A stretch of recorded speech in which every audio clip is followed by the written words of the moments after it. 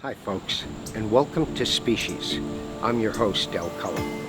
Species is a short segment series designed to introduce to you, the viewing audience, to some of the more amazing, interesting, and unique animals that we're so fortunate to share this planet with. So whatever you're doing right now, stop, take a short break, and check out this species.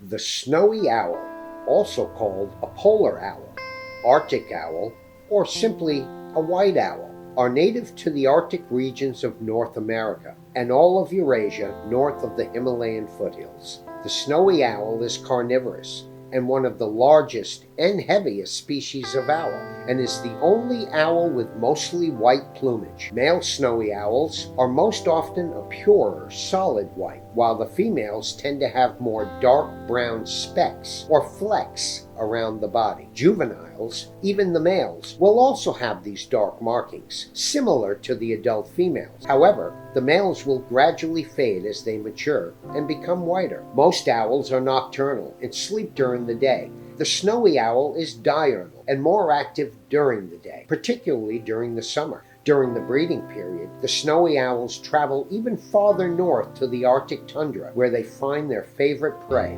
lemmings. Snowy owls literally control the lemming population by consuming 3 to 5 lemmings a day. That's 1,600 lemmings each year. During the non-breeding period, and sometimes during breeding, they will often seek out and eat other small mammals, water birds, fish, and even available carrion. Breeding depends entirely upon food availability. If there is no food, both male and female will skip breeding for the year.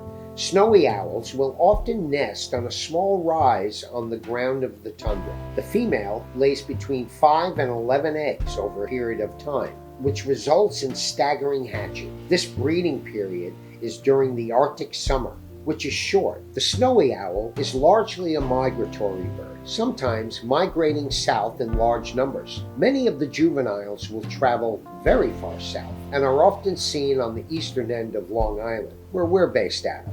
During our fall and winter months, the shoreline dunes easily resemble the low-rise tundra landscapes of the Arctic, while the abundant rodent population makes for easy meals without having to compete with the adults. They have big, bright yellow eyes with piercing black pupils, nearly the same size as human eyeballs. Like all other owls, they can't turn those eyeballs in the socket, so they're able to turn their head 270 degrees. That's almost 3/4 of the way around. They have great eyesight, but that does little when a thick blanket of snow hides the prey they see. That's when their amazing hearing capabilities come into play. The black talons of the snowy owl are covered completely with thick feathers, like big fluffy slippers. They are the longest toe feathers of any owl. Their wing feathers are comb-like, with serrations that render their flight silent. They are capable of gliding, but rarely do, and will usually not exceed heights of more than 500 feet, even during migration. They tend to fly low to the ground, even when seeking prey. Unlike most owls, whose eyesight is designed for night vision and nocturnality, the snowy owl's eyes are more suited for long-range perception, and like other animals, they can probably see all colors, excluding ultraviolet visual colors.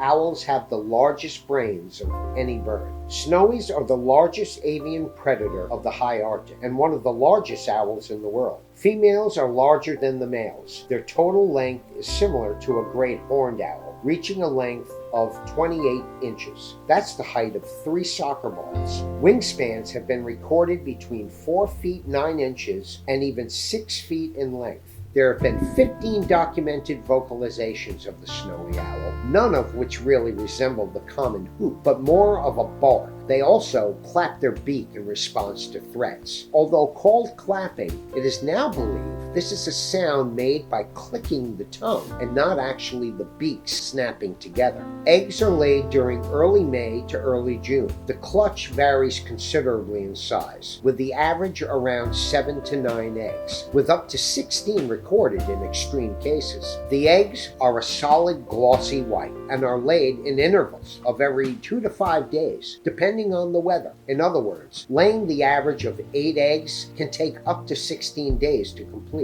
Incubation, however, begins with the first egg, and it is by the female alone while she is fed by her mate. The male will continue to bring food to the nest, and he'll also store food nearby around the nesting area. Incubation lasts approximately 33 days, and the female begins brooding her young while still incubating the unhatched eggs. Sometimes the older chicks will brood the smaller siblings. Both male and female parents are extremely protective of their young and will defend their nest area and themselves to great extent. The level of defense can go from dive bombing to straight up forward attacks with both feet and beak. Unlike many other owls, the snowy are not known to be aggressive to each other. Neither do they engage in sublicide. It is believed that the reasoning has much to do with the thermal benefits and energy conservance of multiple owls huddled together. The lifespan of a snowy owl in the wild is about 10 years, although captive specimens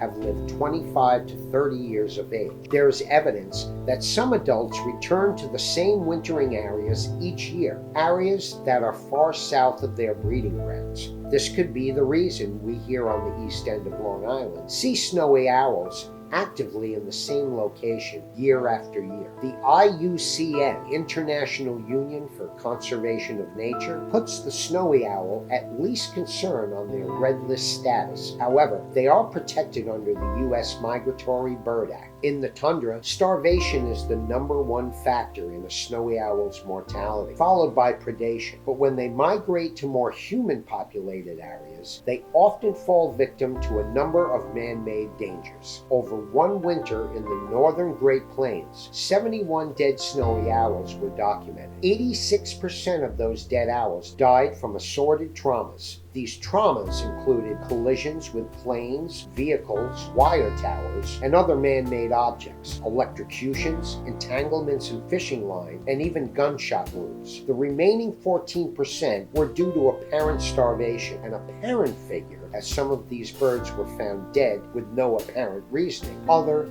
than a documented decrease in the lemming population during the time these dead animals were collected. A sad example of how we impact our wildlife, not so much how they impact us. The snowy owl, another one of the world's most beautiful and majestic species.